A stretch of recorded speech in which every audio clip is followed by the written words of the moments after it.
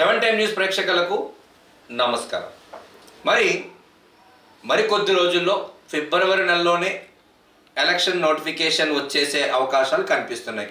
మరి జగన్మోహన్ రెడ్డి తన పద్ధతిలో తన జాగ్రత్త పడుతూనే వెళ్తున్నారు. అందులో భాగంగా ఉమ్మడి తూర్పుగోదావరి జిల్లాలో ఆయన ఎవరైతే ఇన్ఛార్జ్ ఉన్నారో వాళ్ళందరినీ మార్చే ప్రయత్నం చేస్తున్నారు. అందులో భాగంగా ప్రత్తిపాడు ఎమ్మెల్యే పర్వత పూర్ణచంద్రప్రసాద్, జగ్గంపేట ఎమ్మెల్యే చిట్టిబాబుని, అదేవిధంగా పిఠాపురం ఎమ్మెల్యే పెన్నం దొరబాబుని, ఇలా కొంత లిస్ట్ అయితే ప్రిపేర్ చేసుకుని ఇన్ఛార్జిని మార్చుకుంటూ ఆయన రావటం జరుగుతుంది. పూర్ణచంద్రప్రసాద్ అడిగే విషయం ఏంటంటే, నాకు టికెట్ ఇవ్వకపోయినా పర్లేదు, నా కూతురికి అంటే వాళ్ళ అమ్మ ఎవరైతే ఉన్నారో, వాళ్ళ పెద్దమ్మ ఎవరైతే ఉన్నారో వాళ్ళకి టికెట్ ఇవ్వమని అడుగుతున్నారని ఒక సమాచారం. ఇక్కడ విషయం ఏంటంటే, అదేవిధంగా పెనప విశ్వరూప్ ఎవరైతే ఉన్నారో నాకు టికెట్ ఇవ్వకపోయినా పర్లేదు కానీ మా అబ్బాయి అంటే పెనప విశ్వరూప్ ఎవరైతే ఉన్నారో వాళ్ళ అబ్బాయికి టికెట్ ఇవ్వమని ఆయన అనడం జరుగుతుంది.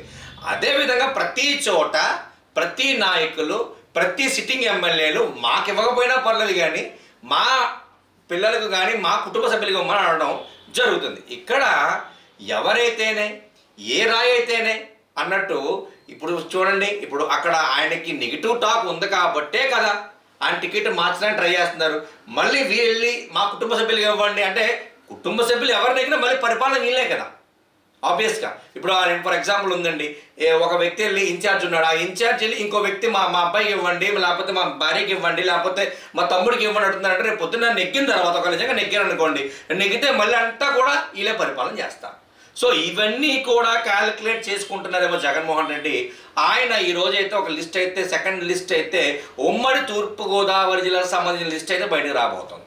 అందులో ప్రప్రథమంగా ప్రత్తిపాడు, పిఠాపురం, అమలాపురం, అదేవిధంగా జగ్గంపేట ఈ కాన్స్టిట్యుయెన్సీలో ఖచ్చితంగా మార్పు అయితే కనిపిస్తుందని చెప్పి అర్థమవుతూనే ఉంది. నిన్న చూశారు ఎమ్మెల్యేలందరూ కూడా ఎప్పుడైతే ఉమ్మడి తూర్పుగోదావరి అయిపోయిందో ఇమీడియట్గా రాయలసీమ మీద దృష్టి పెడుతున్నారు. ఇవన్నీ కూడా 2024లో వై నాట్ 175 సీట్స్ అని అంటున్నారు కాబట్టి దీనికి బలంగా చేకూరుతుంది. అందులో భాగంగా ఈరోజు లోకేష్ది ఆ నవశకం ఏదైతే యువగలం పాదయాత్ర ఎండింగ్ విజయనగరంలో అత్యంత వైభవితంగా వాళ్ళు నిర్వహిస్తున్నారు.